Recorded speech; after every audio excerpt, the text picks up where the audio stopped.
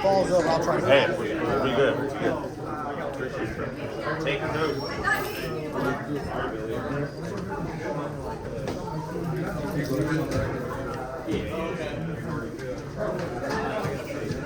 So if I get over there, I gotta any fits or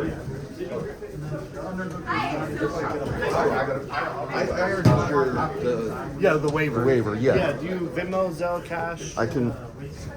You want to do both? Cash out? I got like $100 in cash and give you like $50 like on Venmo or something. Thank you, man. I appreciate it. No, this is a good opportunity. I'm glad you guys brought him in. Yeah. Where are you from again? I coach over at Ronan. Okay, sweet. Let's go, bro. Let's go. And then, how do you want to do the other? You're a black belt. Yeah, you're good. Thanks, sir. Appreciate that. David's your partner's feet. I know. I'm in school. Alright, I'll walk around the record.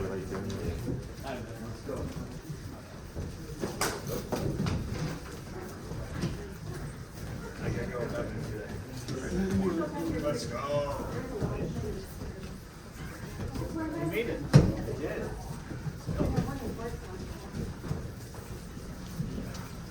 So, can I get you covered?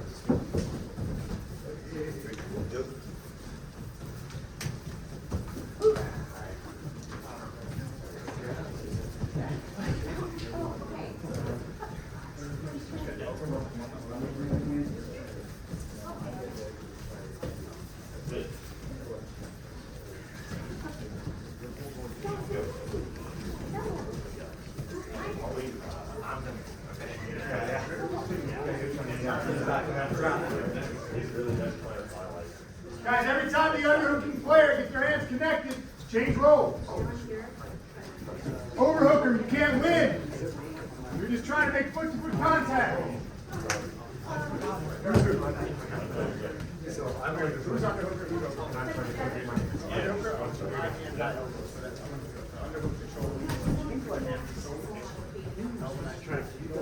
Yeah, so underhook. Once you got you can't let go of the other. No. Yeah.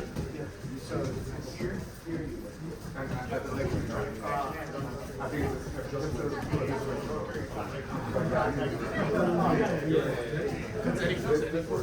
Yeah, man, just search.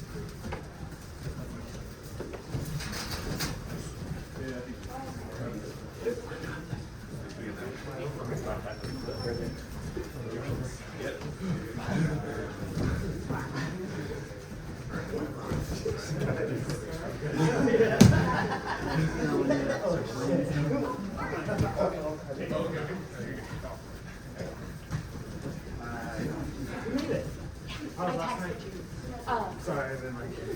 Oh, no, I didn't. Sweet, thank you.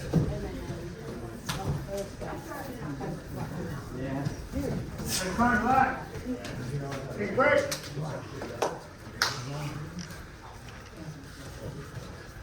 Remake the games, a little bit to look today, so we have time to discuss why we're designing these passes the way they are.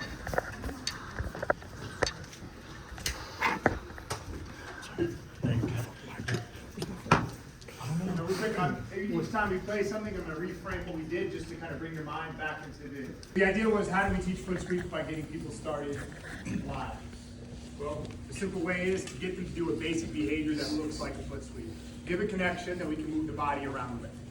Now, I chose overhook, underhook, but that doesn't mean you have to start with that connection. Let me ask you guys a question. Why do you think I might have started with, those of you guys have some knowledge about the subject, why do you think I might have started with overhook, underhook as the starting connection? Options? What do you mean?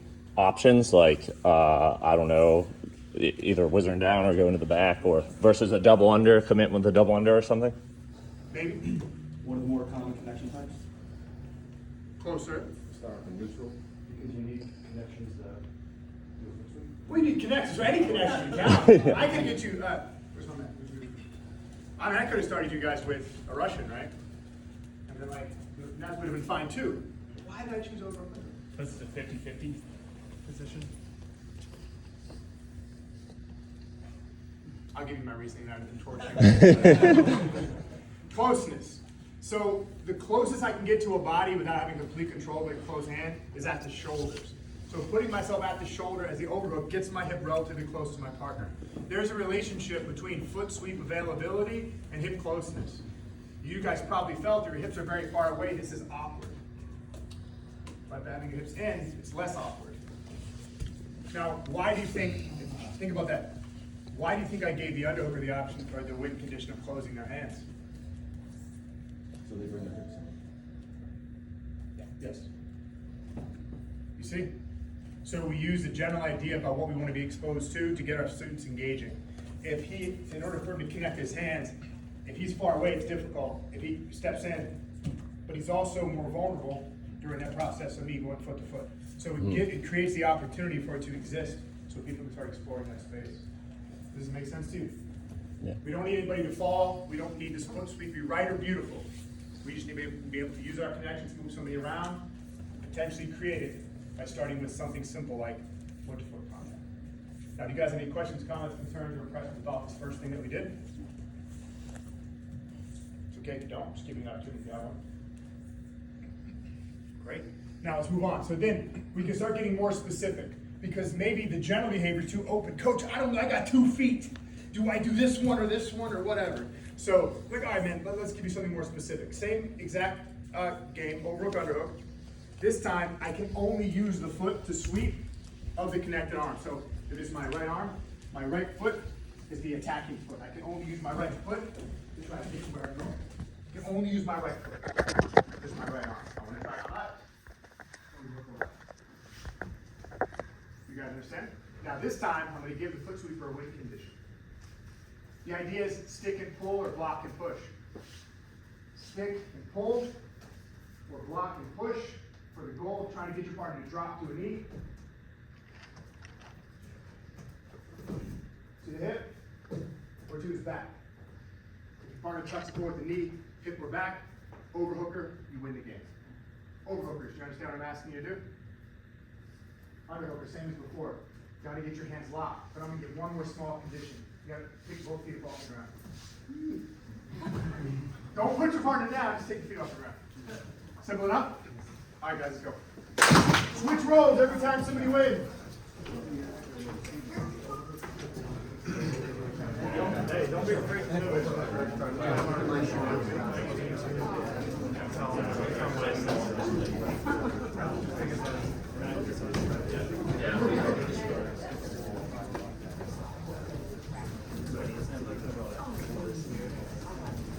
Make sure. You got any plates today? Where are we at? Let's go.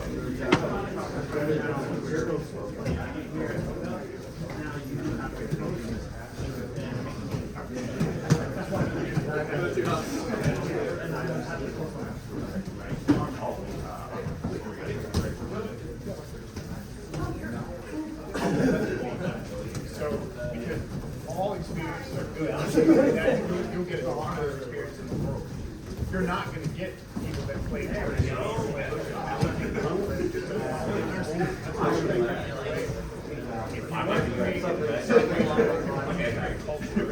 You just remind everyone, guys, we're not here like lots of mistakes for a fail a lot. Both you guys will show you. And hopefully you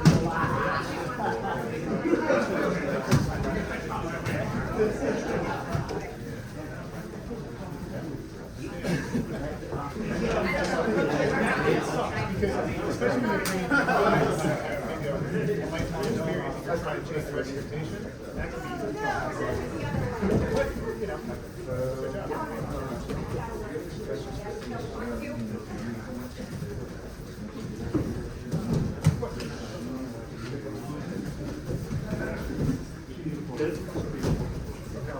So, actually, let me answer that ask the question. Yeah,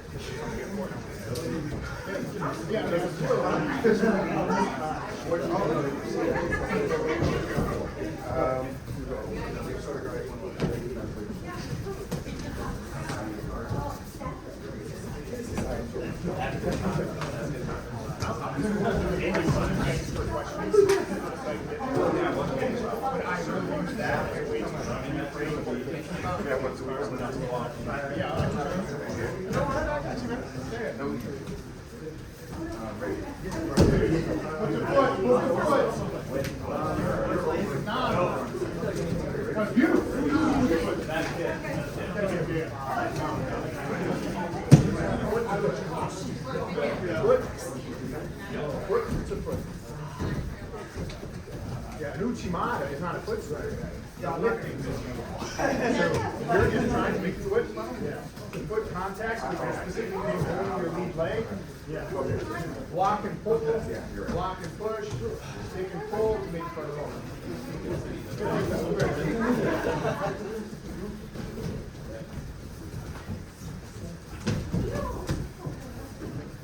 Overhooker hands connected, underhooker hands connected, overhooker foot to foot.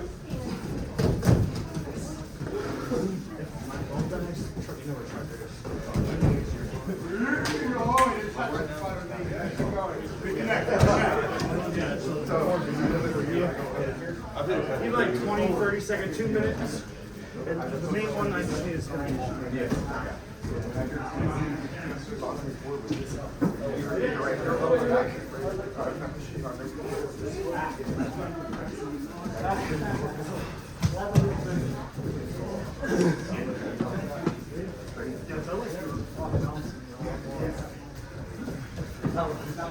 Hey, that could have been, you could easily adjust that.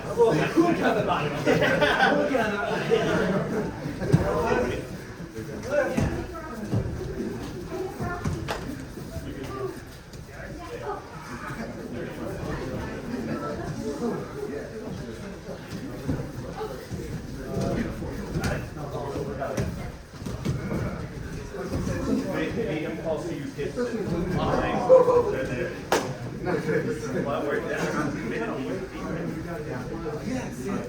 Yes, that little second. I just need to my day.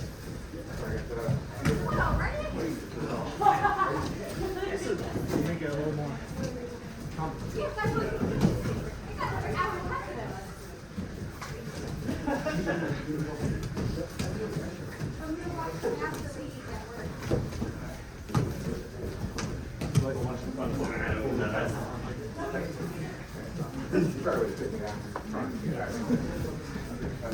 Time guys, take the break. By the way, if you brought water, feel free to grab it. It's a practice, so once you guys are not dying. It's nice in here. It's over 100 degrees in my gym right now. We did 4 10-minute rounds on Thursday night at 103 degrees. So don't die.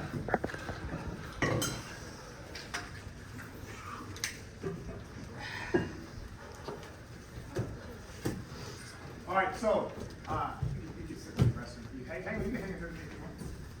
We don't have to search you out. The gentleman asked a good question. He was like, okay, so I asked a general idea. How do we teach foot sweeps? I should have been more specific. What about something like, you say Uchi or Osoto? Osoto. Osoto guard. Now, there's something important I want to say here. I know Souders is something specific that happens, which I'll show in a second if you don't know the judo language. A specific way to get a body to move. My question is it necessary? In our sport, submission grappling, I need to put somebody on the floor while being resisting being put on the floor myself. That's it. On a Souders is a way we've historically seen people throw bodies to go to the floor. There's nothing wrong with working on the leg and throwing it back. So if you wanted to expose someone to something specific like that, if you thought it was necessary for your program, you treat it like any other condition. What needs to be present in the Souders to make it possible? If I wanted to be very specific, I would start with that as an option. So maybe you're starting with something like overhook, underhook, and I have the other arm. My job is to start with my leg on the outside and only keep it there. So my partners are trying to take their leg out, my only job is to try to follow it around. And when I lose it, we switch. And we go again. How would I scale that back after that initial exposure? We started there. What do you think I might have people do next? Get into it. And now you have a general idea. Start and then you back away. That's the easiest way I could get you guys started with something like that. If I wanted to be that highly specific. Put people in this situation with the conditions fulfilled to make it possible, and let them either stay there or use that condition to create an effect, i.e. throw them down onto their back. And then you give the other player something to do that directly countered it, so they had to stay within that situation for longer to create an outcome. Does that make sense to you, sir? 100%. Now, what I like to do is like give each person, whoever wants to engage, to ask. I'll create 2 games for you and show you how we scale it. So we saw how we get foot sweeps to happen, right? General experience, move your partner around, make touches. Specific experience, use a specific leg for a specific outcome. Can you go over ankle locking? Ankle locking specifically, sure. You guys agree with that? Yeah. Great. Okay, so we're going to start first without the idea of an entanglement, because it's not required for straight ankles. So understanding the conditions that need to be present for the things to happen. So in the simplest sense, in order for me to break your ankle, I have to be able to keep a hold of it. All right? So we're going to start in a simple situation where I've got both my partner's ankles, 1, 2, and my feet are just in front of them. You can kind of put them anywhere in front of your partner. My only job is to stay here as long as I can, keeping at least one ankle. I cannot lose this thing.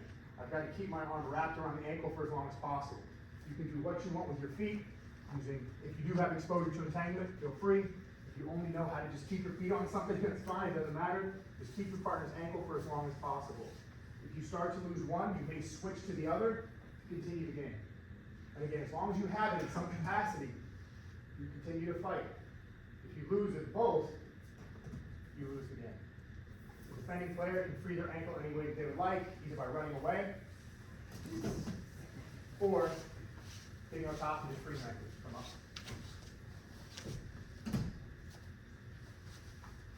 So again, attacking player, hold at least one ankle for as long as possible. You can switch between them to not lose them, hold them with any grip. Defending player, get your ankles free. Every time defending player frees himself, change. Who's starting with control? Start again. Easy enough? All right, let's go.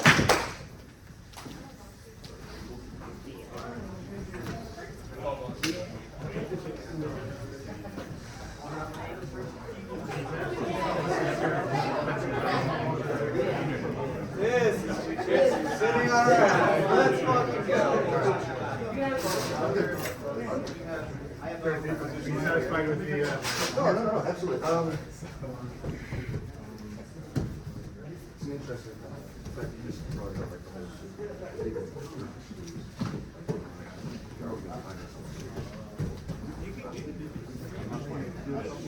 I had my ankles from the middle of, as long as you've got a grip on it, as long as it's still moving. It doesn't even have to be on a here's for you. Like, you have to break me for your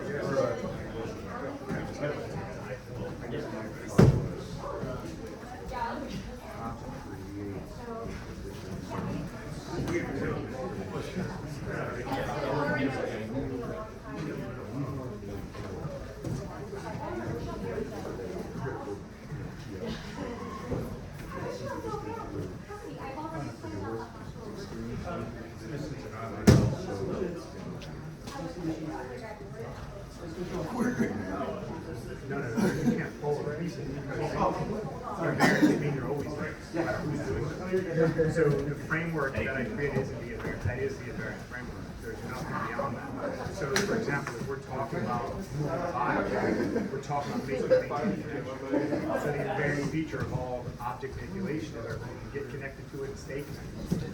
So we're looking at moving a pattern that requires getting hold of the body while we're talking about it. So the invariant feature of that interaction can I make it It's straight in. Best thing ever.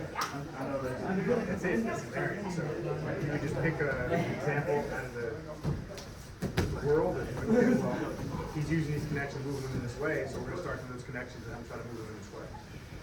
So the invariant is the connection and the function.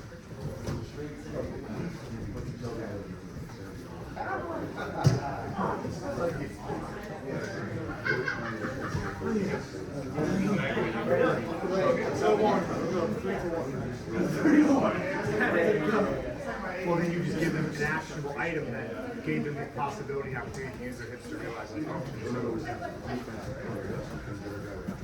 Correct. So we play a zero-sum game, which means what's good for me is bad for you, what's good for you is bad for me. So if you're doing something that I need to kill and vice versa. So let's say you have hip connection to something that I need to create an outcome. You can have the other player deny that they're at their with something that I try to create.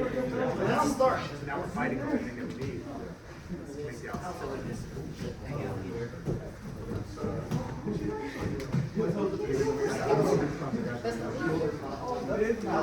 Believe me, I'd be going for subs right now if I could.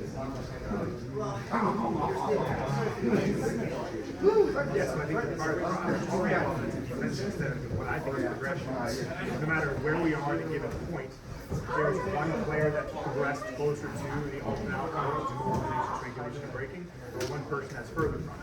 And so in any given moment, how do we situate each other to get each player getting closer to their point of progression? So like, for example, if I've got double underhooks on me and I don't want to be thrown, and you want me to be progressive and not just negate, then I would need to get maybe an underhook back. And so rather than just have people flee, you create a thing where I want to play a game, I want to break that position, I got to back. So it keeps them in that situation where they're also working on progression towards becoming an attacking player, not just a person trying to and so trying to find those moments.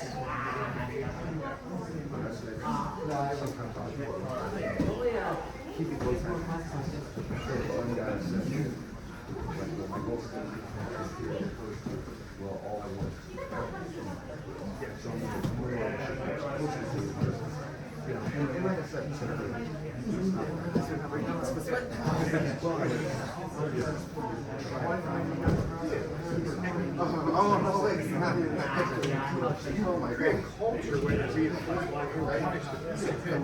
Like if 90% of people in the room are doing the thing that you guys are doing, and 10% isn't, that 10% is going to get annihilated at 90, and it's going to do the work for you. And you have little reminders every now and then. Hey guys, we're not here to not lose. We're here to lose as much as we can while trying to win. You know, little things that people like to quick stories.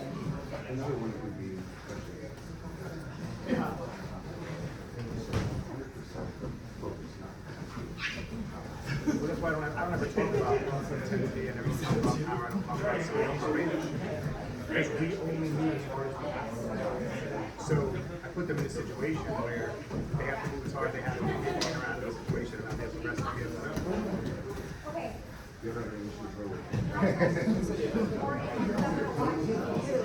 Not in my gym, at all, ever. I'm also very sensitive to partner selection, so like, let's say this guy and that guy, let's say he's a wild man, I'm never going to put them together. Because that situation will happen, where one guy doesn't like it, and the other guy goes too hard, and that guy gets pissed, and now we have a problem. So the thing is, I don't put them together. When I see them pair, like, you're not with each other, you're going to go other guys. I know, we want our words to do more than they do. Yeah. Got time for that?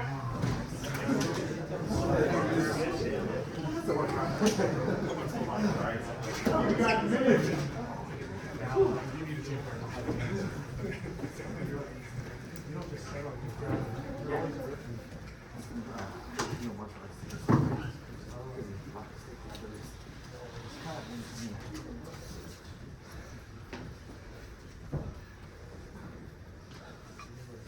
Just a general thought before we move on. And this is people for people designing their own practices, or people design for the whole group.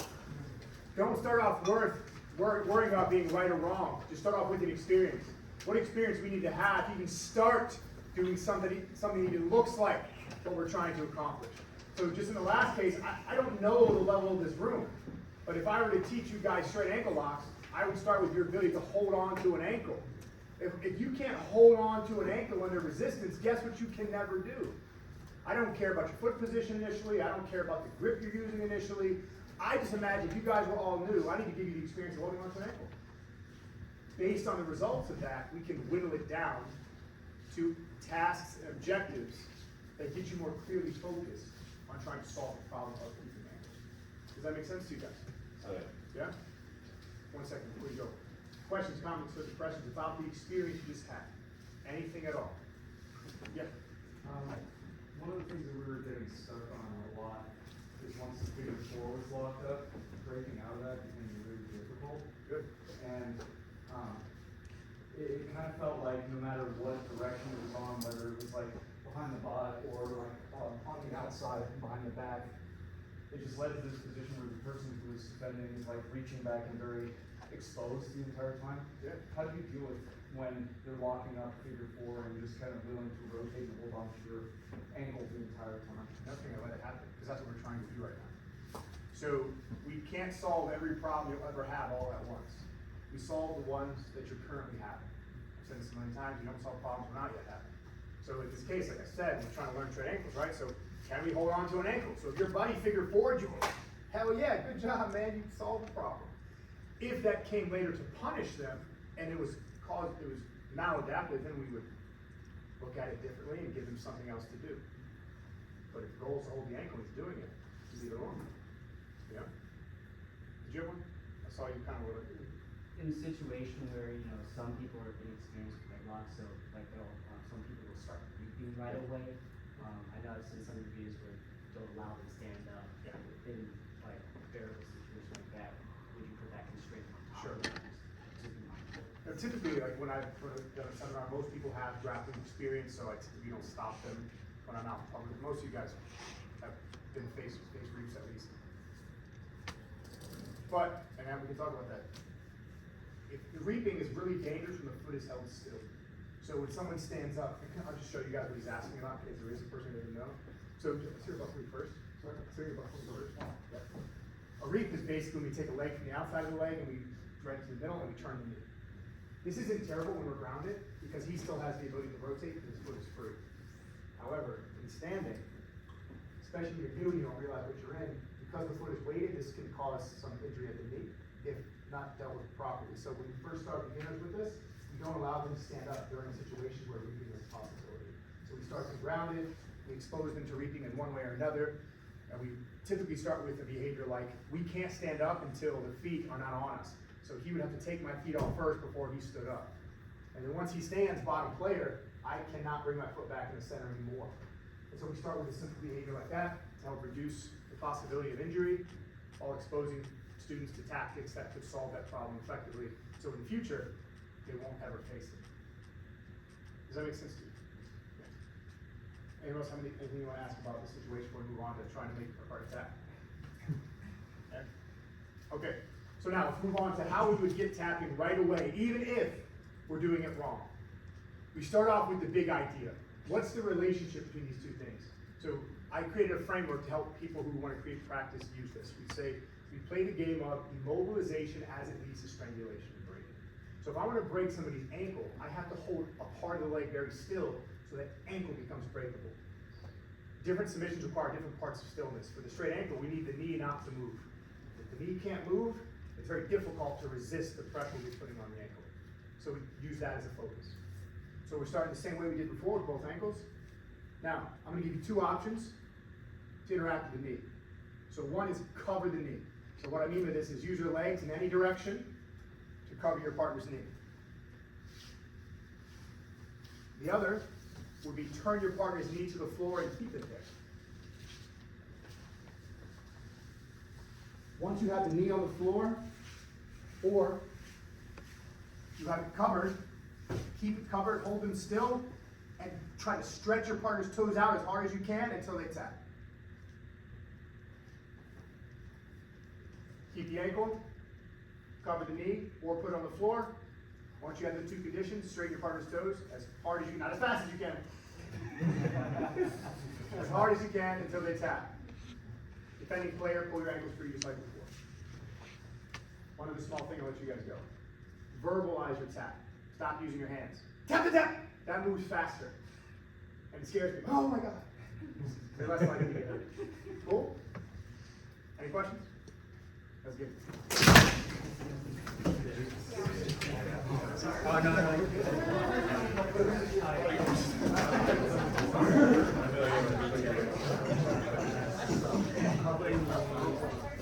You guys have injuries, you don't have to do this. Feet hurt or some shit.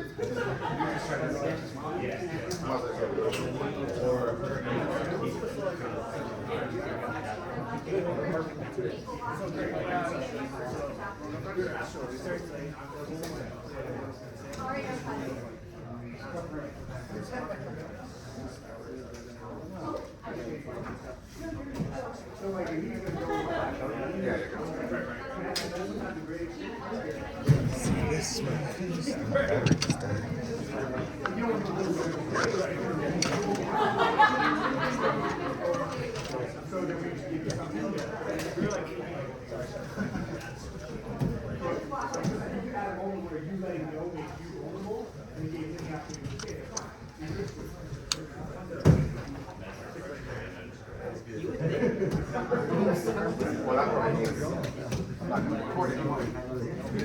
I'll only do instructions for recording.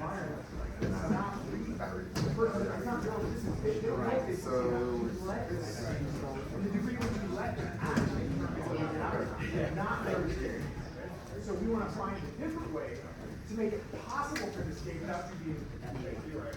So switching lanes is a great idea. Or if you're just so good at it.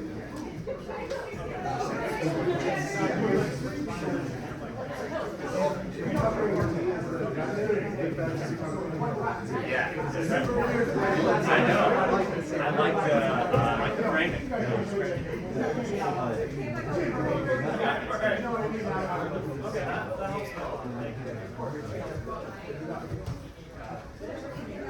Guys, if you need me, call my name. I'll come over to you.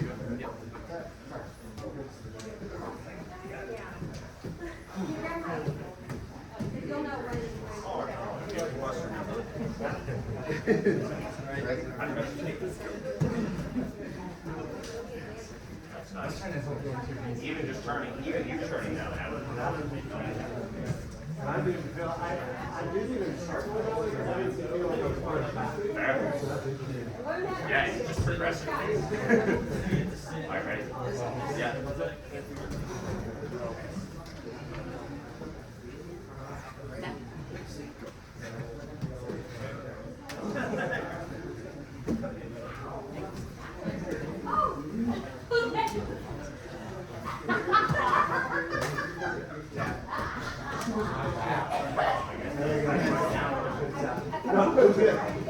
Once, as soon as we turned over, almost. As soon as you put my knee on the ground, I know where it'll be.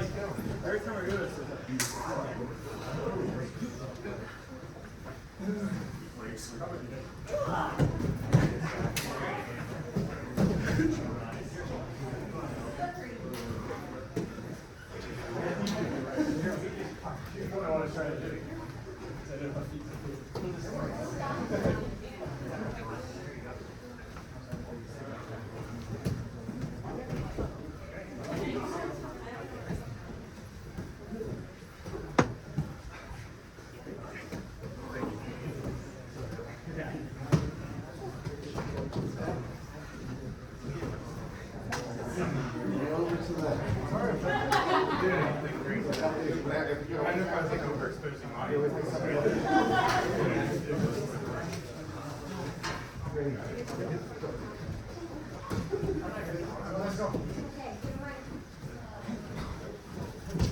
I will try to get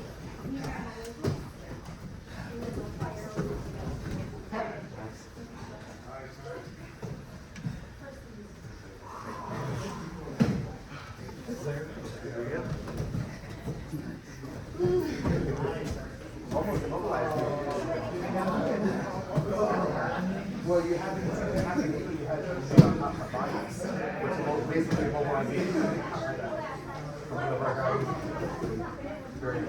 Very strong. Time, guys, relax.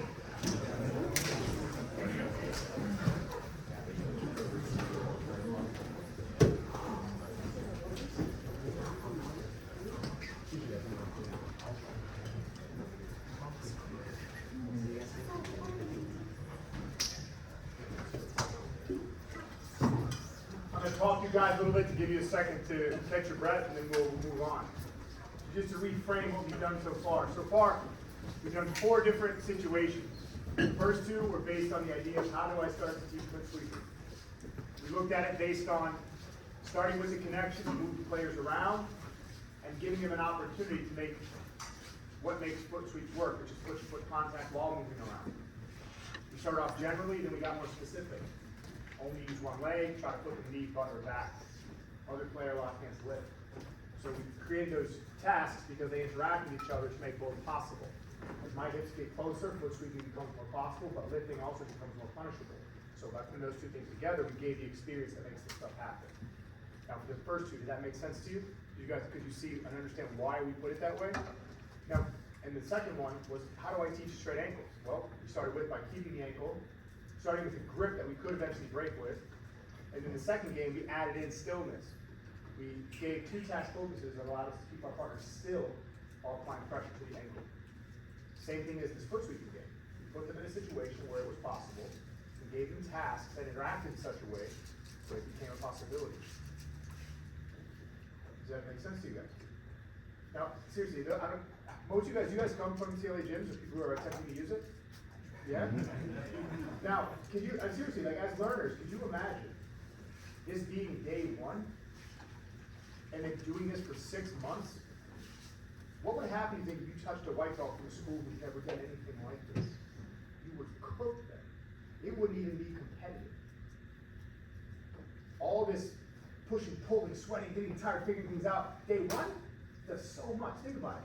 We got you to do so many behaviors. I barely said anything about what the behaviors were. Anyway, just something to consider as you come on. Do you guys have any questions, comments, concerns, or impressions about the experience you've had so far? Anything that you're curious about or that interests you or that confuses you? Yes, sir. I think that you did a post about challenges. Yes, sir. Is there a way you can elaborate that? Yeah. Challenge point is the point at which you fail. So your attempts just don't work. There's like a little bit below that where it works most of the time, and people love to stay there. That feels real good. The ego loves it. There's a point where it's like, God, I can't make anything work. We have to find that. Now it's different for everybody, like I said in the video. Sometimes just I can't handle fatigue. Other times I can't handle this guy. Or it's his technique makes no sense to me. Finding what those are that's how close you put yourself each time you practice. So like if fatigue is a problem, every day your training really is about fatigue management, trying to deal with it. If it's about guard passing, then every day you should be trying to get on top of somebody trying to get past their legs. Find a moment of failure and live in it. Simple as that. Anything else? That seems like an easy way to, or I don't know if I heard it put that way, to identify what people should be working on. Yeah. That's a great way to put it. And I see it all the time because I get guys who come in with skills already that are actually pretty good. They're attracted to our brand and they go, I want to do standard. And they come in with a great leg lock. I can't get those dudes to wrestle. And I'm like, and it's not because they can't, it's because they're losing. They'll come in and train with the guys who train with a year and get knee tapped over and over again and they just go right back to the guy. So, yeah, so trying to get people to see like, hey, that area of failure is a good thing. That's where we should be spending our time. Because that's going to be a hole that someone can exploit. To that point, like, do you have anything to say on that, on like specificity versus generalization? Sure. You know what I mean? Well, it's about the athlete themselves. So guys, in case you don't know, I know some of this language sucks, but generalization just means like your ability to play the whole game in any way, from feet to floor, right? Specificity is the very specific thing you do, like, oh, I use underhooks, throw bys to get behind people, right? And so we all live on a spectrum somewhere here. We start with general practice for new players. We want a big breadth of experience. We want new players to have something to do on the feet, something to do in guards, something to do in pins. So that way, when the coach isn't there, they're doing a regular round, they kind of know how to explore the whole space. As we get better, we start to become more specific. Joe over here loves to get behind elbows. So we're going to teach Joe how to get behind elbows in every situation. And he's going to start training specifically to get good at that. But then once he can, and he wants to do something else, we start generally again. And then we go back in specifically over time. If I get an advanced guy who comes in with a high skill set already, we turn his practice more general. We force him to go back and start doing some of the things he may have avoided, just to see how he engages with outside of his area of specialization. And then we use that to determine where we might want to go next. Okay. So I don't know if that helps you, but Yeah, that's good. kind of how I look at it. Specifically with a high skill player, that is interesting. You turn into generalization. Yeah. And some players it works magic on. Like two players specifically, DeAndre specifically. Right. When I took him from like kind of just a mess and made him like a specified generalist, meaning in all positions do the same thing, he turned into a different human being. Like he became, like in 6-7 months, it was incredible how much skill he produced. And then the guy, Sid Talalao, we call him Sid Vicious. Sid Vicious came from 10 Planet School with a great close guard skill set and a really great leg locking skill set. Now he can wrestle and pass and back take, and we made him very general as well, and it did wonders for him. Interesting. Like I never got to see it. What technique do you want to turn into task next? Yes, sir. Back, like, rear naked choke. Okay, On my back. Okay, so you want people to strangle from the back? Yeah. Awesome. All right. So we'll first start. Ladies and gents throw each other, they break each other's ankles. Now we're strangling each other. I hate this. Now we're going to put ourselves as close to the solution as we can without allowing strangulation to take place. So what we're going to do is we're going to start with the hooks already in. We're going to start with chest to back contact, and we're going to start with the arm already around the neck. So with the arm around the neck, your palm is going to be on your partner's back. Your only goal is to keep your palm on your partner's back for as long as you can. Defending player has 2 ways to win the game. Get 2 hands on the hand that's around the neck and pull it down. So both hands have to be on it, and they have to pull your arm straight. Just get straight up, it's fine. Yeah, once it's pulled straight, that's a win. The other way they win the game is to put their back on the mat. So he puts his back, he turns, his back goes flat, he wins the game. Okay, my only job is to keep my hand on the back specifically.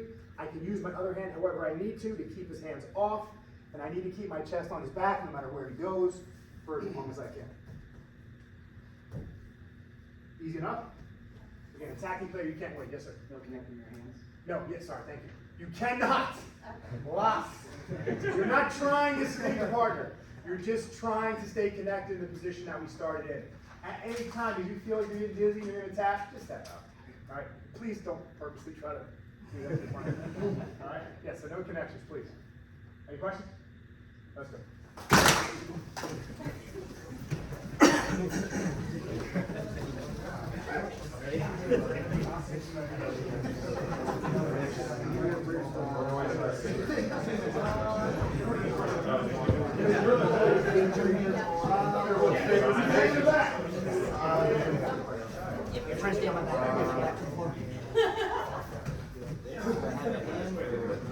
Keep the back off the mat too. You got to do both things. Are they allowed to body triangle? They can do whatever they want as long as they don't strangle you. Did you rupture your bicep, man? Tricep. I ruptured my bicep last year. I did my tricep twice. It's terrible. I did this twice as well. Yeah, so 3 weeks, had surgery 3 weeks ago, so I'll be back in a few months. I'm going to tell you something controversial, but I was doing some research. This guy, Keith Barr, Keith Barr is one of the leading tendon researchers in the world. And he said that I'm just gonna tell you, and you can look at yourself. Mobilizing the arm is the worst thing you can do for it. His whole thing was like, as soon as the cast comes off, you just start loading the tendon. So when I went and got my cast off, I never even wore that shit.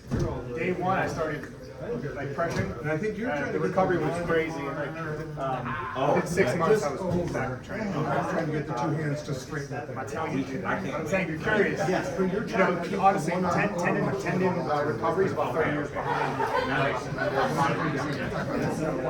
When I was out of the cast, Okay. things went great for 3.5 months and then I tripped. Fell, tore it again.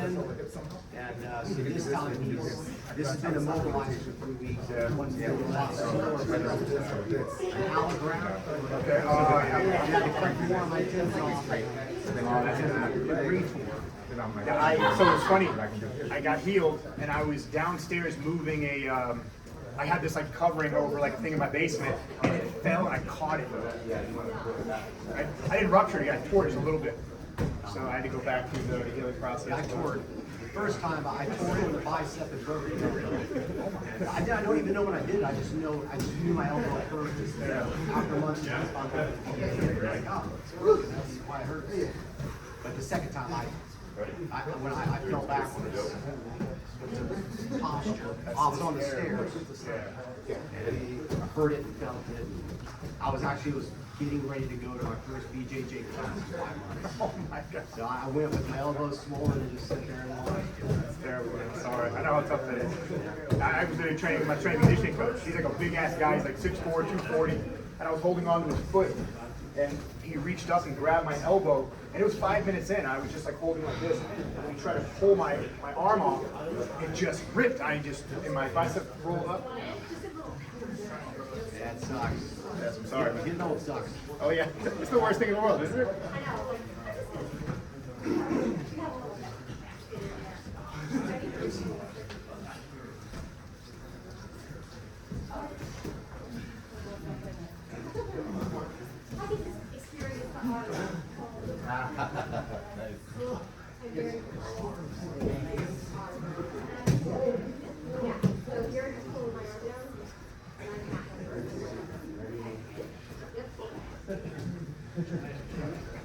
Right, don't let your partner get to your hand. Defend your hand. Don't let them get it.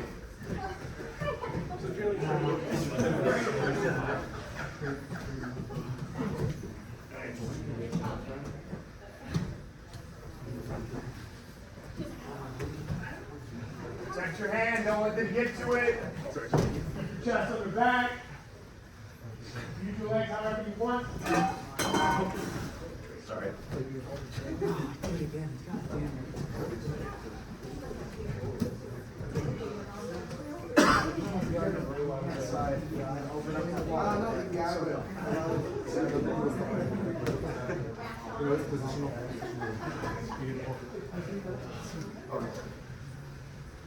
Great.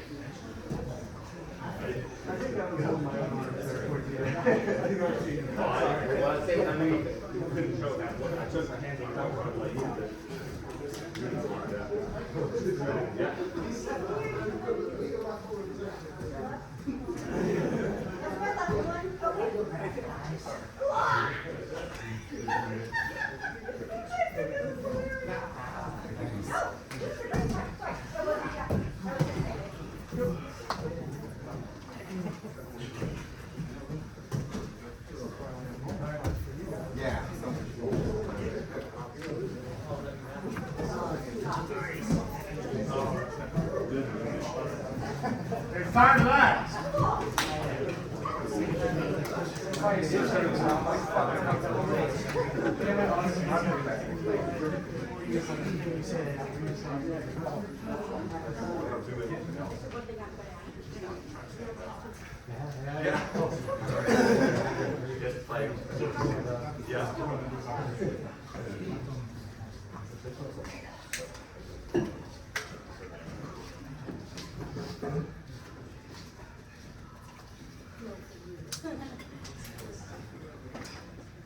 All right, guys, so let me see if you guys are on the same page now. What some of you guys would engage with me, please. So the question was, is how do we work on maintaining the back while working towards the strength? So we started with continuous condition for the attacking player. We have to keep the hand on the back and maintain chest to back contact. We have the defending player try to put the back on the mat or get two hands and straighten the arm. And we get some insight into why we started there. And now, by the way, if this were day one basics class and we were teaching strangles from the back, this is where we would start. Why do we do this? Like you said, your framework, we want to immobilize our partner so that we can strangulation for breaking. So already starting at the mind, we're already close. It's just if we want to attack, connect, and start squeezing in. Very good. We start them as close to the solution as possible, with all the conditions met to make that solution possible. Why do we start with just a hand on the back? What does that help? Well, if you were a new student, what do you think that would help you experience? Why do you think that would be important? Choke movement? What's that one? Near the choke movement? It's near it, yeah, but be more specific. Like when you're there, like what's specific about the choke? What do we all say makes up a good strangle? What do we need? Well, function is to compress both arteries. So already having our hand there is already touching those arteries. Yes. The hand acts as a clear line of demarcation that new students can experience. We know when our hand is somewhere and when it's not.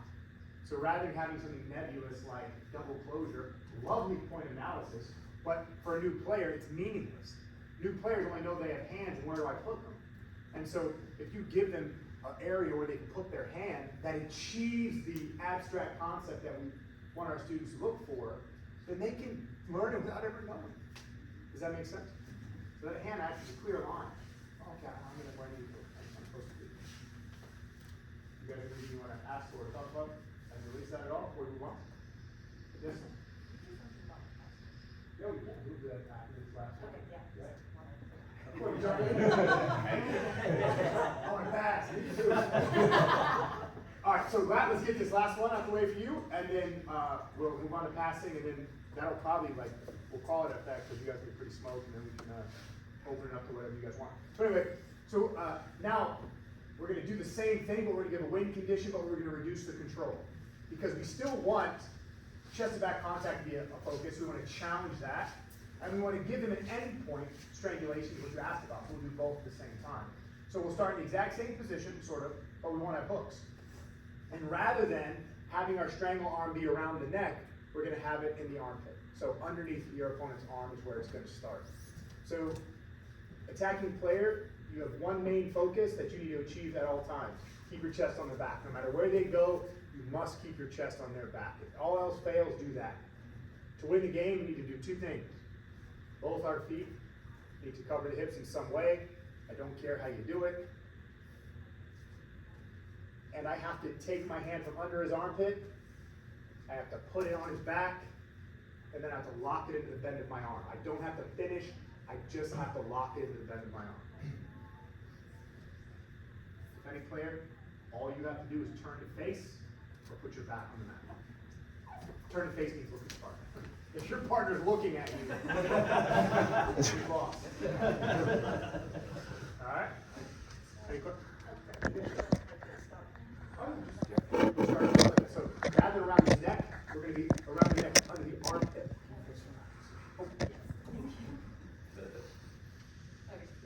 No, look at me. Look at your eyes. I'm starting. I'm going to show you where we have to be to win.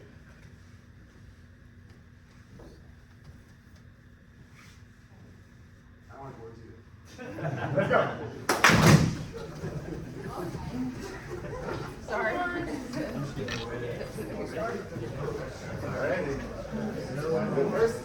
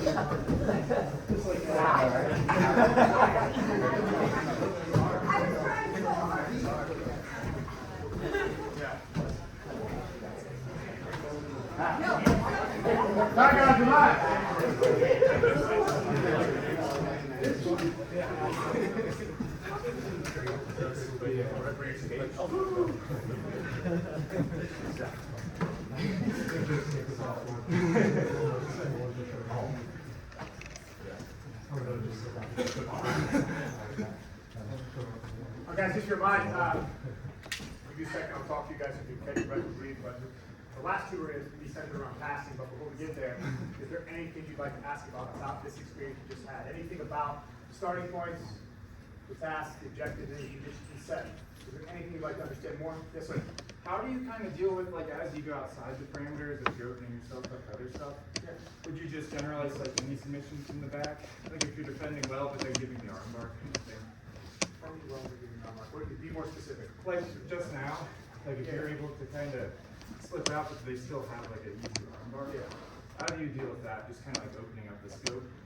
So the thing is we have to let you solve one problem before we present another, because that's how it works in reality, right?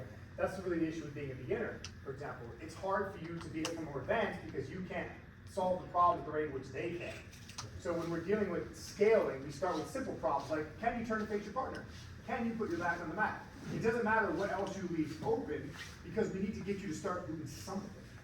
And then if we want to expose people to deeper problems, we might do something like this.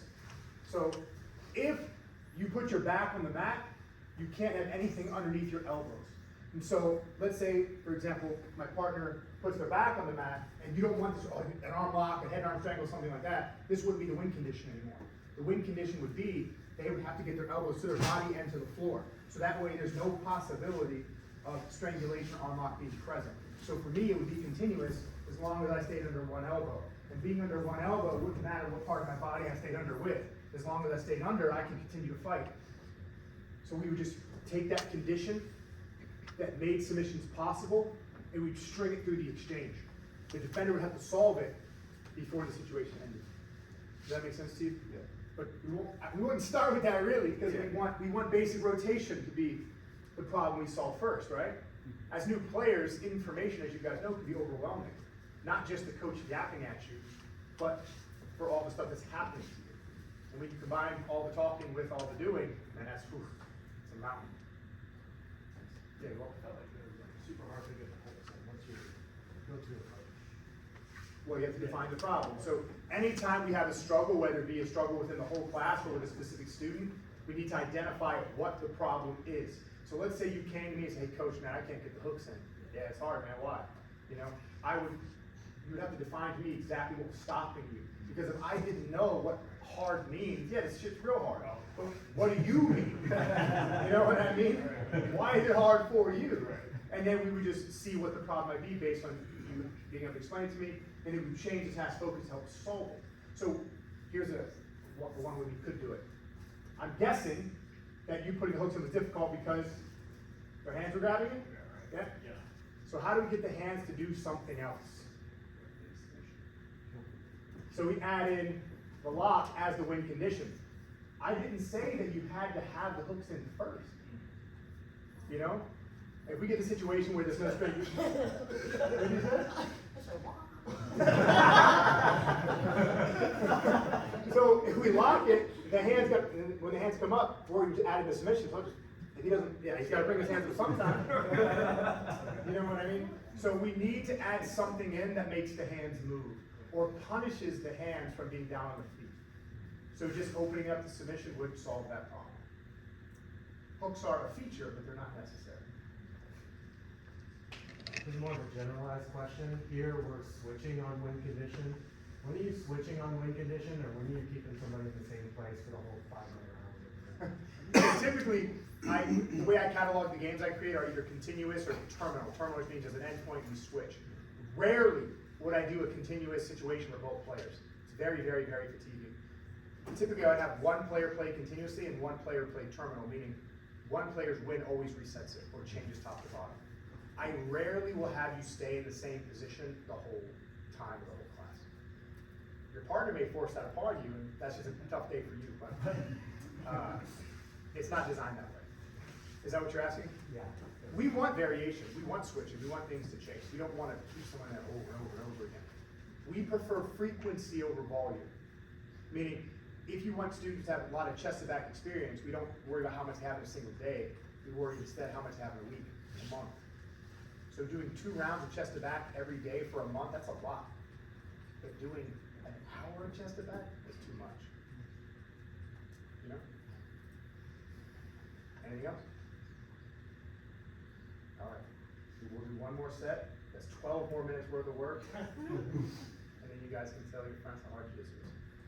All right. So we're going to start in a guarded situation where the knees are in the way. I talked to the young lady, she said it's very difficult for her to get the knees out of the way in order to reach her outcomes. So we're going to start with our partner in the half guard. Half guard is defined as 2 legs wrapping around one. This specifically, we're going to have both knees in the way. So my job as a top player is to get to my feet and take my leg out of the center and get to the outside of my partner's knees. That's it. Bottom player is trying to keep me trapped in between both their feet for as long as they can, whether I'm on my knees or I'm standing. He wants to try to keep two legs interacting with one. Now, I'm going to give this person two ways to win this exchange. Go back. First is before I stand. If the bottom player can wrap both their legs around my waist, I lose. If I stand on my feet and I'm working to the outside, but he makes me fall and hit my butt, I lose. My only job is to stand up, take my leg out of the middle any way I can, get to the outside of my partner's feet. It doesn't matter, you can exist anywhere, but once you're on the outside of your partner's feet, you win the game. Easy enough. Top to bottom every time somebody wins. Let's go.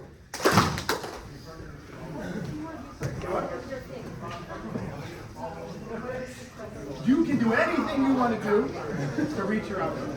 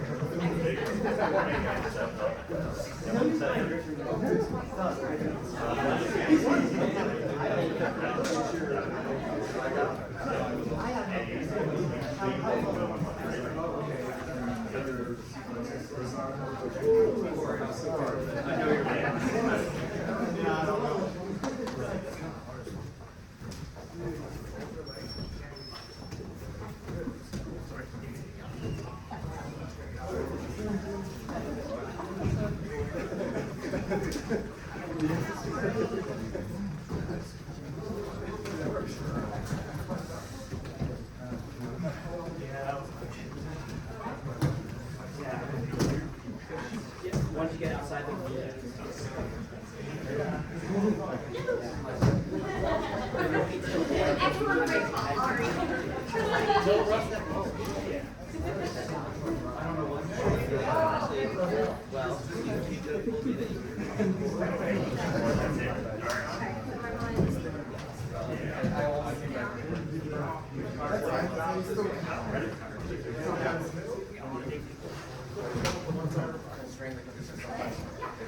other stuff. So it's just part of the solution. Ready?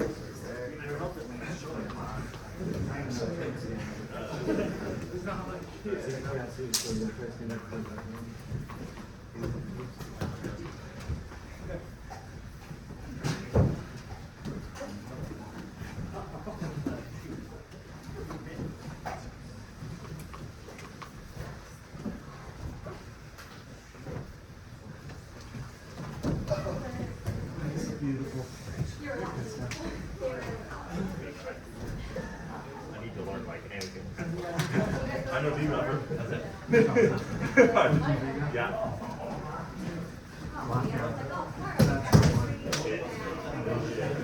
Gotten that slot down once, and I was like, I guess I could just stay here for 10 minutes or if I try.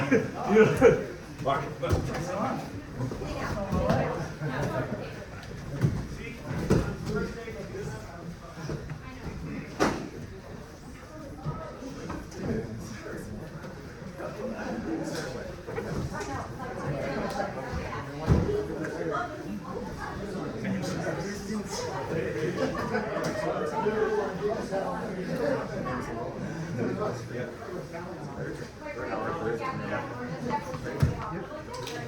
Now guys, relax. Give a break. Here we have one more. We're done.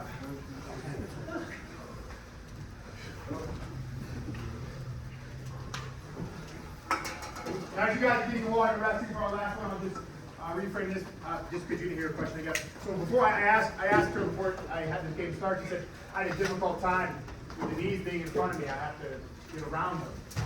So just like we did all the other games, we start off with a general behavior that would get us away from the knees. So starting with knees are very close to us, knee show half guard, for example. And by standing up and getting outside of them, we don't have to deal with them directly. Now, this is an answer, not the only answer. Being able to get on your feet and be mobile, to get that movement back so we can go left to right, in and out, makes it very difficult for that bottom player to keep track of us. We have this gentleman's agreement, this like cultural convention of once we engage in a guard, we stay there. Some people will say like, oh, you want that pass? I moved it for you. I don't want to stay there. Like, have you ever rolled with Craig Jones? Like, that thing feels like a clamp. Like, I don't want to be there. I want to be away from that. So, we're having struggles with, let's say, a specific position. Can we get up and out of it while still engaging? And that's what we had the experience of now. And then any comments, concerns, or questions about what they experienced? I have a really hard time when they have my ankles. So as the senior master, how do you? Don't let them grab my ankle. That's not fair. I know that. I'm being serious though. I know it sounds like a silly thing, you know? It's like I call the Forrest Gump. Why did you put that weapon together so fast, Forrest Gump? You told me to do it. If something is affecting you, you don't want it to exist, you have to find a way around it. So if somebody accessing both ankles is a problem, as we approach, we don't present both. If we feel like we are, we get them away from each other so they can't be gripped. This is easier said than done, of course. Saying it sounds easy, doing it with it. But we chose grappling. I know. 22 years in, I say the same thing every day. Why didn't I pick something else? Right in the chest. Now, we're going to do a similar thing, but this time we're going to start outside of the knees. I'm going to give you a condition you have to fulfill before you can win the game. So we're going to start outside of our partner's knees. I have to go from one side of my partner's body, touch it with my either shin, and then make it back. Then and only then can I win the game. So I don't care which direction I go in. I have to some way get to the other side of my partner's body and make shin to body contact. Doesn't matter which shin I make the contact with. I can go around the legs or I can go around the head. It does not matter. Just got to get to the other side. Once I make shin to body contact, I have to go back. Once I get back to the other side, my job is to try to make chest to chest or chest to back contact at any time. Hands locked to win. Okay, I have to go one side, other, and then the whole rest of the time I can be searching for chest to chest. Even if I go in and they recover, let's say for a half guard, for example, if I get chest to chest, I win the game. You guys got it? Bottom player, same as before, 2 ways to win. Get connected, make your partner hit their butt, or put them in closed guard at any time. Yeah? Last one.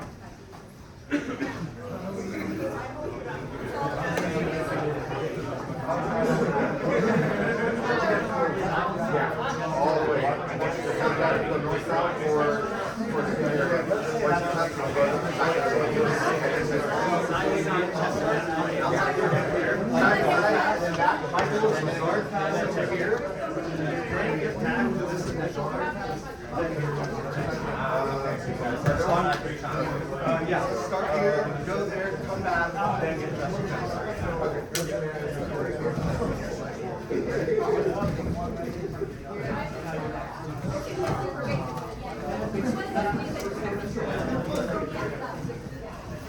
My brain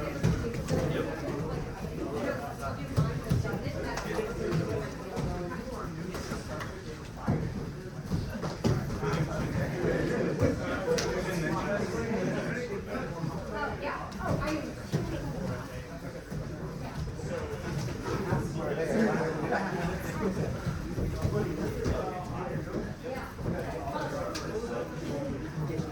Oh, I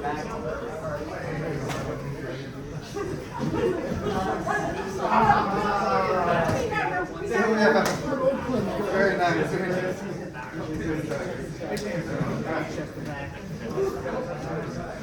One side.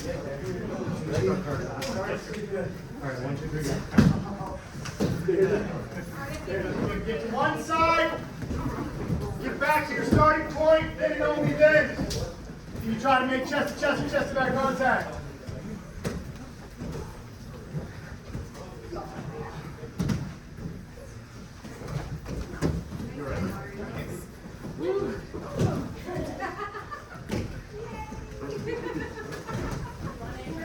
oh, sure.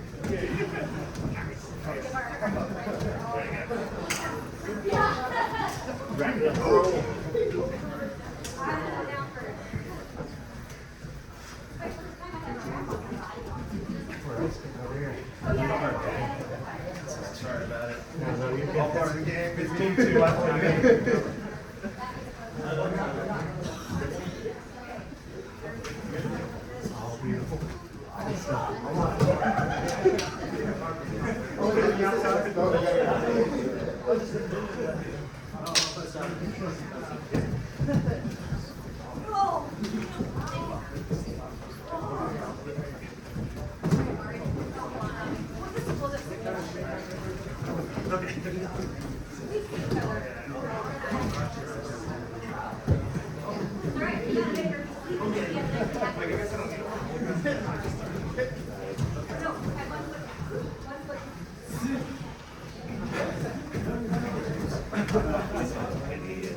Great time. Get that capacity up.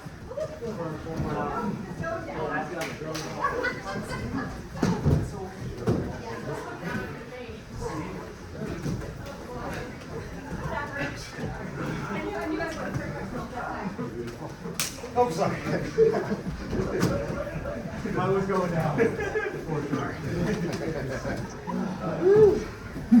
Just know the fact that better.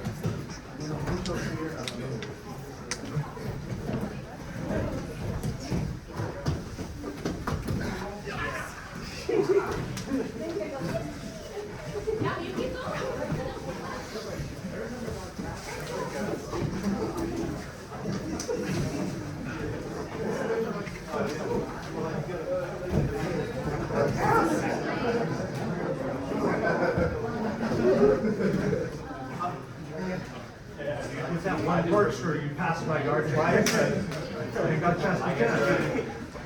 I prefer the slow pass. It was good. The water bubble. You said the water buffalo pass? Yeah. I think the water bubble. Yeah, it was focus on that side. I'm fine. This game opened up.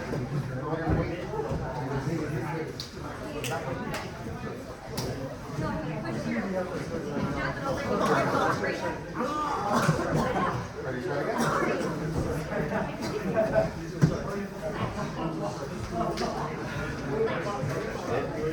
Ready?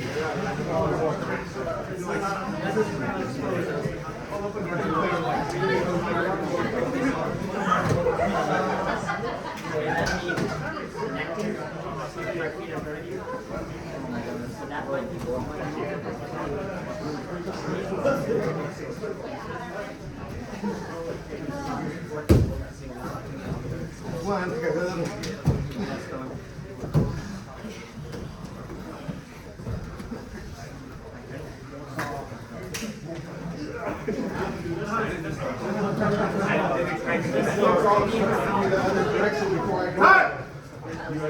It's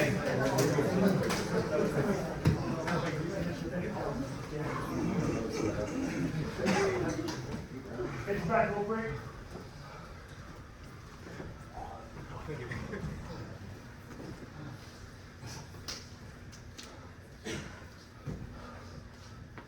Those of you guys who are taking notes or have video, I just want to do a quick reframe for you. And then we can open up to questions, comments, and questions you have. To take a technique and turn it into tasks is how we can first start approaching how to turn our practice from a traditional way of doing things to a constraint-focused practice. We do that by identifying the problem we want to solve, putting ourselves or our students as close to the solution as possible, and giving them an opportunity to try to solve it. The tasks we choose are the ones that allow the things to happen. Like, for example, in the foot sweep scenario, I can't foot sweep somebody unless I can use my connections to stay connected and to touch their feet to their feet. That's what we did. Straight ankle locks. I can't break my partner's ankle unless I can keep it and hold them still while doing it. That's exactly what we did. If I want to strangle my partner from the back, I have to be able to stay behind him and lock my hands. So they can't take my hands out or turn to face me. That's what we did. For guard passing, if the knees are in the way, I need to be able to get away from them and stay beyond them in order to make chest to chest to chest back contact. That's exactly what we did. So hopefully it's pretty simple to see how we can take techniques or general problems we're facing, create tasks around them to give ourselves or our students the possibility of solving it. Does this reframe make sense to you guys? Perfect. Now, of course, it's easier said than done. I've been doing this for 12 years. It feels like very normal for me now. Having said that, is there anything you guys like to ask about your experience in general? Either your own training, a coach that's trying to help your students, or just shit you don't agree with. Like, man, Greg, yeah, I did this, but I still don't. You're still a moron and ready to right. How do you define a skill? I know techniques are there, but determine like invariants that skills have to evolve around invariants. So I created sort of a definition of a skill based on stuff I was reading, and a skill is our ability to create consistent outcomes at a low energy cost in a timely manner to no detriment in the face of variation and novelty. That's how I define skill. So to simplify that, let's say I need to get my hands locked around you as the skill. I need to be able to do that consistently at a low energy cost in the time that I'm given against as many people as possible, no matter what problems they offer me to prevent it. If I can do it, again, in the face of different bodies and different times and different energy expenditures, then I can call that a skill. Yeah? Within that skill, invariants are features and functions of the interaction that must take place in order to make something happen. So for example, I can't affect somebody with my guard unless I can make and maintain connection with it. No matter what guard it is, if I can't keep my hands and feet on you, and I can't move you with them, it's not functional. So the invariant feature would be the ability to make and maintain connection with any foot, hand, knee, body position while being on the bottom. Makes sense to you? Also, a small thing, guys, we have about 30 minutes, and again, typically when I travel, people love to ask questions, but I don't think it's rude for you not to, or it's not rude for you to leave either. If you're done, you're like, yeah, I tell you this, I'm gonna take this last 30 minutes, go stand outside in the beautiful sun, feel free. You don't have to listen to me speak. Anyway, anyone else want to ask about? Yeah. One of the big things I struggle with is teaching like small mechanics that make the difference between, like, ankle lock is a great example, between like a good ankle lock where maybe somebody understands like peeling the toes backwards and they apply a lot of pressure but not necessarily breaking pressure, and a phenomenal one where you actually have the leverage and the capability of breaking the leg. How do you apply CLA to teach the difference between the two to somebody? There is no such thing as an idealized mechanic. The way we apply braking pressure to a leg changes day-to-day, moment-to-moment, person-to-person. Even you, when applying braking forces to different legs, you don't do it the same way twice. Even when you do it to the person, the same guy, you don't do it the same way twice. So there isn't a mechanic to be taught outside of producing effective outcomes. So the question is, can I keep your ankle? Can I hold your knees or hips still enough to get you to say tap or for your leg to snap in half? Those are all I'm concerned with. So if a person can't do it, we have to identify why they can't. So if they have all the wider parameters fulfilled, if they're able to isolate a knee, if they're able to start like having, you know, feet on hips, knees pinned, full control over the ankle, but it's just not getting to that tapping or breaking pressure, how do you We scale have to things define down? why it's not happening. Okay. Did you guys see the most recent clip of the ankle lock that the big ass Brazilian dude? Oh, yeah. Snapping that shin in half? That was So when I think about mechanics, click on that video. He literally grabbed the dude's leg and it broke here. Poof. So you're like, well, you need to have your elbow 37 degrees below the elbow, the knuckle of the ankle. Fuck that. He just grabbed his legs and yanked it off. That's a possibility. That's all I'm saying. So what's the problem? Seriously. So let's look at some small examples. I actually like this question so we can talk more about mechanics and what they actually mean.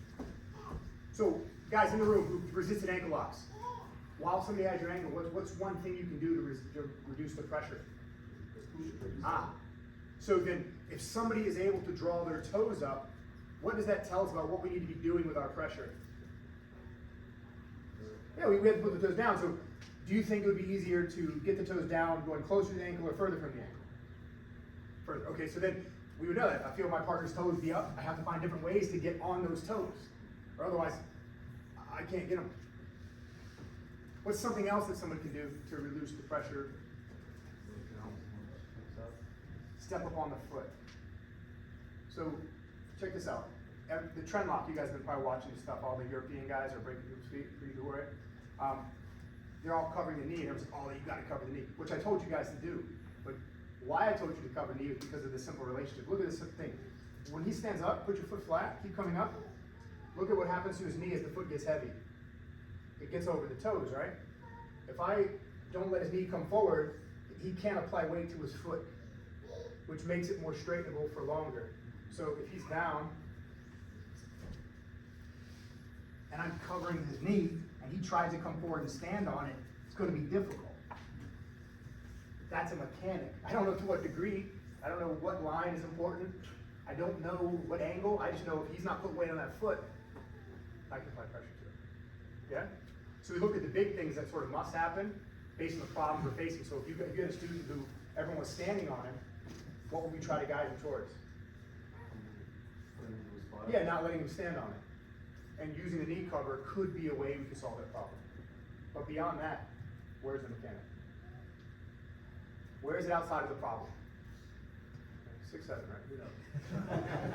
So in his example, what you're kind of saying is like, well, generally speaking, he's not getting the outcome he wants, but it's basically saying, all right, well, narrow it down to the new problem that you're running into. Yeah. As far as why you're not. Yeah. Right? That's it. It could be real big too. Because usually it is. It's something like, man, there's a relationship between knee and foot position. And so I can't let that knee get somewhere if I want to break the foot. And so how many different ways can I do that? There's also another way too. Anyone watch Mateusz Jasinski at all? Anyone see the way he solves that problem? He puts the foot behind the knee pit and lifts it up. So you can't put weight down. And then sometimes then he'll cover, yeah, right? So he does not let you put weight on that foot, ever. He's a devastating strength block. Anyway. So then we just turn that into tasks. Cover your partner's knee, try to break the foot. Don't let them put the foot on the ground. Try to lift them in the air. And then just come to tasks. You see? Yeah, you're welcome. Anybody else? Yeah, please. How would you apply this to your game if you were in a school that wasn't supportive? I honestly, I would not. If I could, I would try to find moments where I can be alone to practice my craft, right? Get friends who will stay around after class with you. Go to open mats where people will leave you alone. You know, buy a small square mat to put in your basement or garage and just do things yourself. Like, there's nothing worse than having an overlord looking over you. You're just trying to get better at what you're interested in. You know what I mean? It's like everyone's been sharing this thing recently by Richard Feynman who said, pursue your areas of interest and desire in the most irreverent, lawless, like open way possible. And I really believe that. if you're really interested in this, find a way to allow yourself to be interested in it with nobody telling you what to do. That's what I did. I was lucky. You know, I was a single gym owner under no affiliation. I could do what I wanted. I did a 12-year lab that I could experiment with all this shit. Nobody tell me no. You know, so create that for yourself. If you're in the class and you need to have a focus, do it in live rounds. So that's what I do. Like, I don't do situations for myself anymore. So if, let's say me and my buddy here were about to spar, and I was like, man, I really want to work on my destabilization tactic from open guard. I would just shake his hand and get down there, and that's what I would be doing. I just put the focus that I want, and I would only do the thing that I wanted to work on. And setting constraints for yourself, even Yeah. if the other person doesn't have them. Yeah, for sure. They don't even need to have knowledge of it. And eventually, I think that's where we'll all go. Like, DeAndre does it quite a bit now because he can pretty much beat anyone in the room at will all the time. So he'll do things like, I'm not going to finish this submission until I have 90 seconds left. So he'll score as many times as he can within 10 minutes. And then once 90 seconds hits, no matter where he is, he tries to sprint his way to the finish. And that is like a way to constrain yourself. And so you can do it in many different ways. But pick one.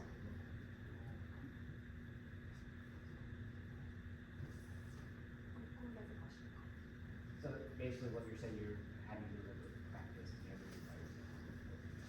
Yeah. So to be fair, if we're gonna, just real quick, I'm sorry, because I don't mean to pick your language.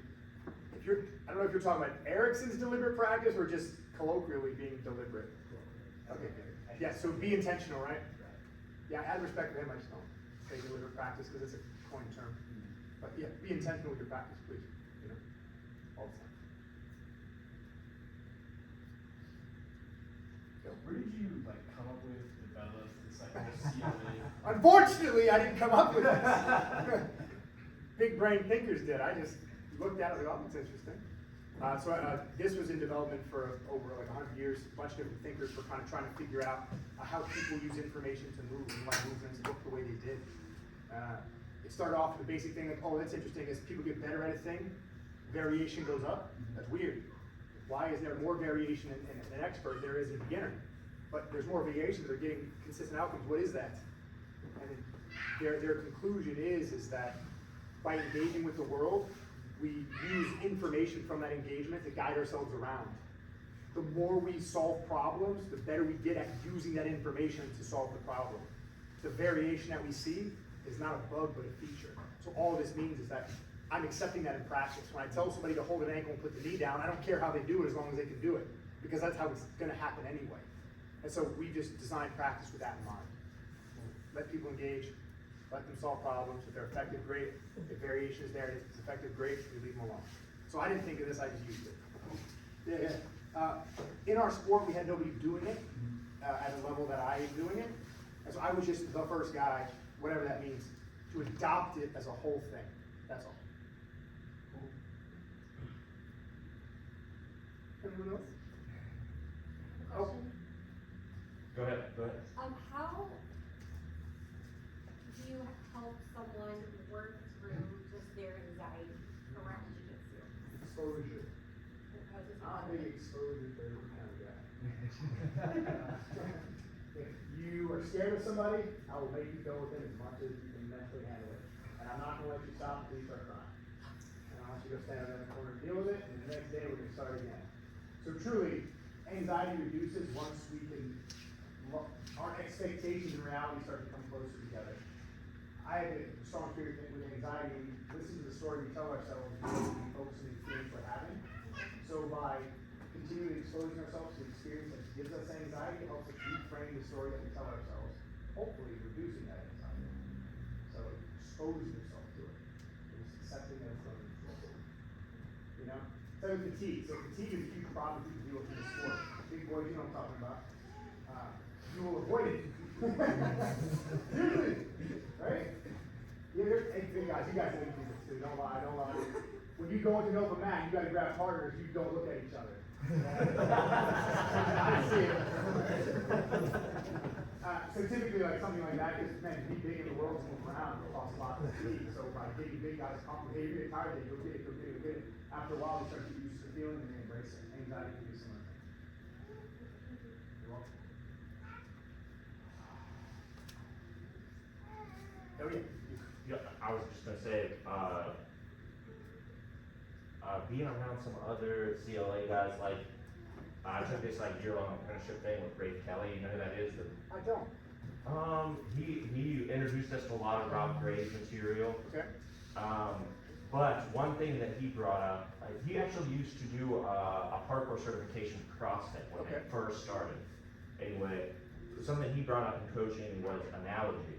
And like when you started to grab, hey, what's one thing you could do to stop them from, and everyone's like, the boot, the boot. Like a couple people said it. So how often do you use like something, almost like a storytelling tool like that, that has a bunch of information packed in it? Do you ever? So, you ever play with that, or? every coach has their own style, and I think metaphor and analogy are a great way to get people to do something.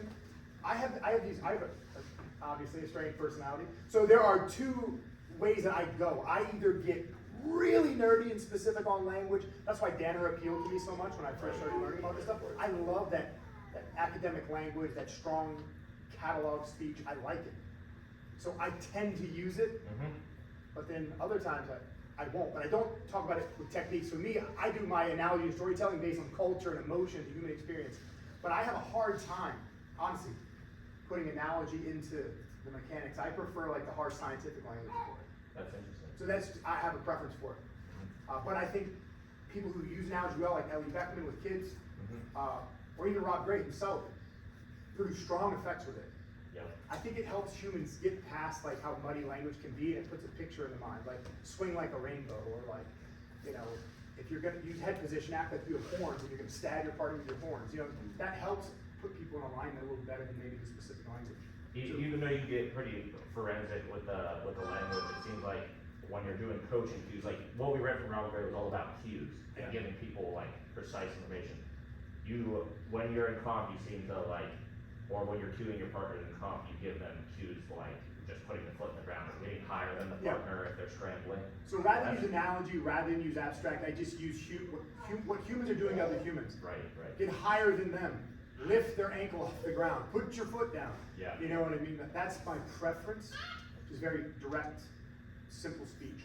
Oh, yeah. But again, I don't use analogy well. I wish I did, but I don't. But if you do, we'll keep working on it. For sure. Any other resource from Rob Gray? Because I started reading the Constraints Love Approach, like you said, but other ones. No, I mean really just so it's funny, we've been speaking a lot more recently. We did like a summit thing together where we spoke at the same time, and we went out to lunch and we talked the whole time we were there. It's funny about him is I've learned most of what I understand about healing from him. So it's almost like we're always in agreement. Rob Gray is unbiased towards him. I don't know what it is about him that makes things make sense for me. So that's why I always guide people towards him, because that's my strongest resource. So I'm gonna say the same thing to you. Read the stuff he's written. I find it very powerful. I find it very convincing. I find it very clear. I find it simple. So that's what I'm always gonna say. But Keith Davids and Ian Renshaw also have stuff out there as well. So that's the area in which I would stay. Do you have any advice on like breaking things down when your problems are like changing faster than you can identify? Wonderful question. Can you give me an example? Like if I'm like stuck in side control and I'm like, okay, I don't really know what's wrong right now, and I don't know why I'm stuck there, but then they progress them out and they're like, oh shit. No, it's great. Thank you. A great question, because if you're the person analyzing your own problems and you have limited experience, that can be really difficult. So you kind of had it. I'm going to go where you said. So you said they progress them out. What's something you notice when they progress them out? What does that mean for you when you're having that experience? That feels like a problem for you. Yeah. I'm asking. Oh, that feels like a problem? What do you mean? That they're like gaining more control. Yeah, but what are they doing specifically to you? Like specifically. Like putting your knee on the ground. Yeah. That's not silly. That's exactly Yeah, what's okay. happening, right? So we could start with what's obvious. So let's say me and my partner, he's knocking the crap out of me, I don't want to solve this problem, and I realize that he keeps taking his knee and covering me with it. So go back. All the way up, all the way up. Stop. The knee's a problem, right? You don't want to go in your belly. So then maybe you start a situation where you're going to put your hands there. You're going to put your hands near his knee, and you're going to have him try to mount me. I'm not going to let you. And you say, go. And you try to not let that knee come over. While you're not letting the knee come over, you give yourself a secondary task. I want to try to get my legs back involved. Let's say, both my legs back in front. So we start with something simple that we recognize, the knee's coming across. We can put ourselves in a situation where we try to prevent it, and then get to where we want to be. Because that's what I'm as a coach going to do for you as well. So if you're controlling yourself, you just need to find the one thing you can identify as the problem. Don't feel stupid about it either. Because I even want to say, that's actually it. The knee? Yeah, the knee, man, it sucks. You know what's happening to you. So we have to prevent that. Every tactic that you'll see, shared online, shared on YouTube, shared in a book, is going to be all about preventing that knee from coming across. So we're not going to start trying to do it yourself. So just like focus on the problem that you know is gonna come like after, like. Yeah, just focus on the problem itself. Define it. That knee's coming across, I don't want it to be there. What can I put in there that knee coming across? And if you're really struggling, after you try to go to your coach, say, hey, this is the problem, the knee's coming across, what do I do about it? And hopefully you have a good enough coach to be like, yeah, this is what we're gonna do. Does that make sense to you? Yes. You keep talking about it, you want, that's a great question too, that's a hard one, it's very difficult. Yeah. Even people with experience have to go through analyzing problems, because we might not know what's causing it. Yeah, I feel like I just always like, I might like find out what it is, and I'm like, okay, like my like hips are covered, and then like, boom, like there's that problem doesn't exist anymore, and they've done something else. Oh, geez. Just like I said, putting yourself there and making you start over every time you lose can be a way to keep facing that thing, so you don't take too much. That's why we do these small games. Like if you cover my hips, you win, let's start over. That way you have to keep facing that same thing over and over again, and you don't have to worry about all the other crap that's gonna happen. And you start getting better at solving that problem, and then you do a regular round, you guys got another one, and then you do the same thing like that. Okay. Yeah? Okay. You're welcome.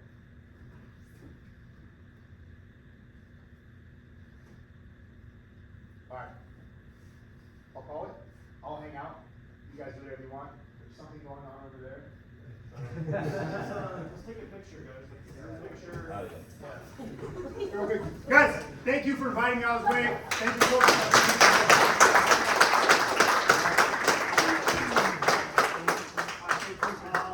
We got it. Tell us where you want. Probably around this back wall here. Somebody just line up. I think I can get you.